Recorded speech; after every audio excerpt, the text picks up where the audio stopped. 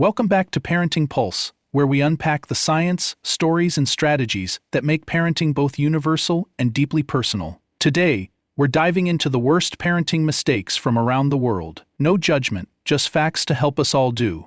Okay, what's the biggest blunder you see popping up globally? I am ready. Let's roll. Now, our mission here is to expose you to different approaches and experiences from around the world and build awareness that there is no one-size-fits-all model. More importantly, it's impossible to isolate any approach from its environment. Context shapes everything, so we each can pick our own ideal jazz parenting styles, because once we see how different cultures shape their approaches, we realize there's no single correct method. I find parenting is improvisational. The environment sets the rhythm, the child brings the melody, and we adapt our style to match the moment.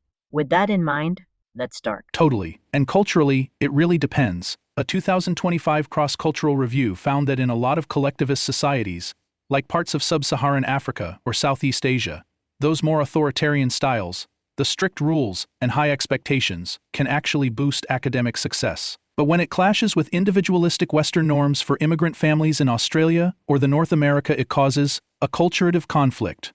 Another 2024 research on immigrant parents shows kids see strict boundaries as too conservative, leading to resentment and poor mental health. A culturative conflict? What is that? That is when people are exposed to a new culture and attempt to adapt to it. But children tend to pick up on the new culture more quickly than their parents because of their eagerness to belong. This results in a parent-child conflict. We always hear that authoritarian parenting, strict rules, high control, low negotiation is bad. But the research isn't that simple. Like in that cross-cultural study, they found parental authority isn't about control, it's about guidance. Kids don't hear strictness as rejection, they hear it as support. And school success isn't just a personal goal, it's a moral and social responsibility. Your effort reflects on the whole family, so academic achievement becomes part of the family's reputation. In that context, those more authoritarian behaviors don't carry the same negative emotional meaning they do in Western cultures. Right. That review pulled data from East Asia,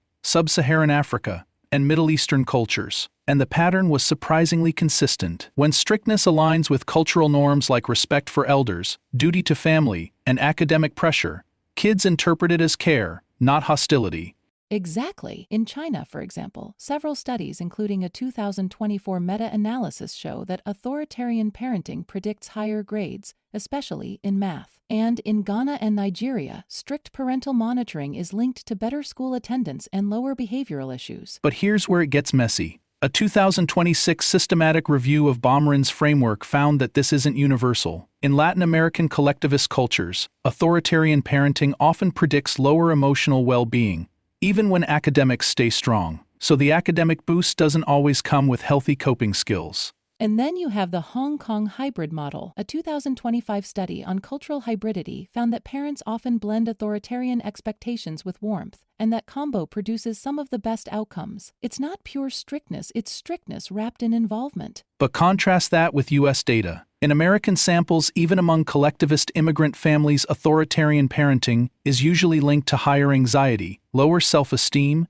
and more conflict. The same behaviors that look supportive in one culture look harsh in another. Which brings us to the big clash. Cross-cultural reviews say authoritarian parenting can be adaptive. Western developmental psychology says it's harmful. Hybrid models say it depends on warmth, context, and interpretation. And the interpretation piece is huge. A 2025 study comparing Korean and American teens found that Korean teens saw strictness as investment, while American teens saw it as control. Same behavior, totally different meaning. So the takeaway isn't strict is good or strict is bad. It's that parenting styles don't exist in a vacuum. They're filtered through culture, community, and the child's expectations. And when the cultural message and the parenting style match, kids thrive. When they clash, that's when we see the problems.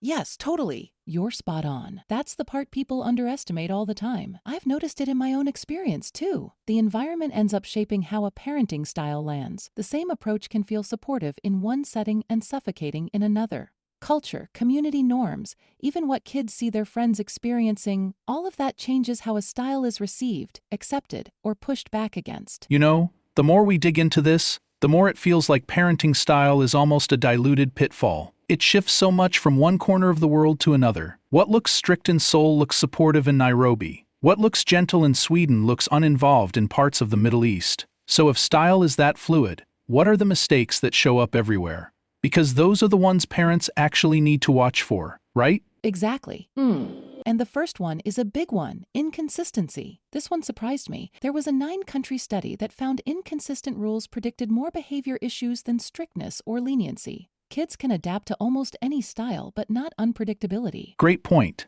I see. When the rules change day to day, or one parent says yes and the other says absolutely not, that's when behavior issues spike. And it makes sense. Consistency feels like safety. Even if the style is strict, if it's predictable, kids know the world makes sense. That's the part people underestimate. It's not about being perfect, it's about being steady. Steady beats strict every time. Yeah. Now on to the second one, disconnection. UNICEF, WHO, and a ton of developmental studies all say the same thing. Warmth and emotional availability are the strongest predictors of resilience. Not IQ, not discipline, not enrichment activities, just connection. And then there's the classic, modeling what you don't want. A 2024 behavioral modeling study showed that kids mirror adult emotional regulation almost 1-to-1. If parents yell, kids yell. If parents stay calm, kids learn calm. It's painfully simple. Another big one, and this shows up in Japan, Brazil, the US, and Kenya, is shame-based correction. A 2025 comparative study found that shame shuts down learning across cultures. It creates compliance in the moment but long-term insecurity. And we can't forget overprotection. There's this growing body of research on the risk deprivation effect. Kids who never face manageable challenges struggle more with problem-solving and frustration tolerance later. It's happening globally, especially in urban high-pressure environments. Another one, subtle but huge. Confusing behavior with identity. Studies from Canada, South Africa, and Singapore all show that labeling kids lazy, dramatic, messy predicts lower self-esteem and higher conflict. Correcting the behavior works. Labeling the child doesn't. Spot on. Another global flop? Overscheduling kids with activities. In Germany, a 2010 Focus magazine analysis, still relevant in 2024 updates, called it a top mistake. Kids lose self-entertainment skills, leading to burnout. And honestly, US studies from 2025 are saying the same thing. When kids are packed with too many extracurriculars, their stress shoots up and family time disappears. Even the parenting folks on YouTube who've been breaking down the new data are all pointing to this overload problem. In the YouTube parenting discussion, are we overloading our kids with extracurricular activities? Mate, a renowned physician and author, explains that constant pressure and packed schedules increase stress and anxiety in children. Yeah, that makes sense. And in East Asia, there's this interesting twist. Because authoritarian parenting is so tied to high academic achievement there, it can actually crank up the pressure on kids. Springer's research points out that when strictness is paired with huge expectations around school performance, anxiety tends to rise. It's not that parents are trying to be harsh, it's that the whole system treats achievement as a duty. So the same style that boosts grades can also quietly dial up stress. Yeah.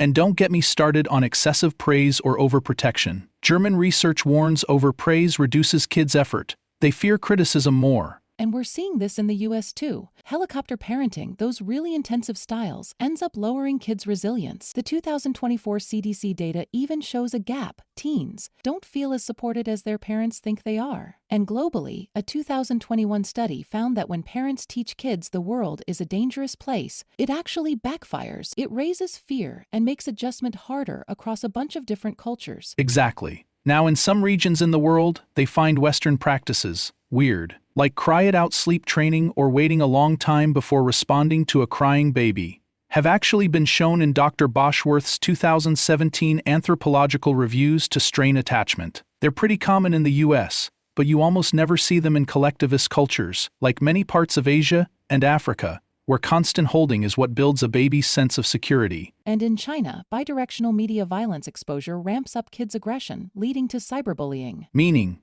the relationship is bidirectional. Exposure to violent media increases aggression over time. More aggressive youth later seek out or are drawn to more violent media. Let's pause right there. Wrapping up these mistakes, like harshness in Asia, overscheduling in Europe, overprotection in the West, often stem from cultural pressures but harm kids' mental health universally. Interesting. We'll leave it there. Explore the styles, Borrow what fits, and make the rest your own. And if you want the full studies or articles behind today's discussion, DM us and we'll send them over. All right, listeners, what's your take on this?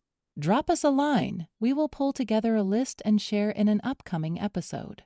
And this is a wrap for our Parenting Pulse Check today.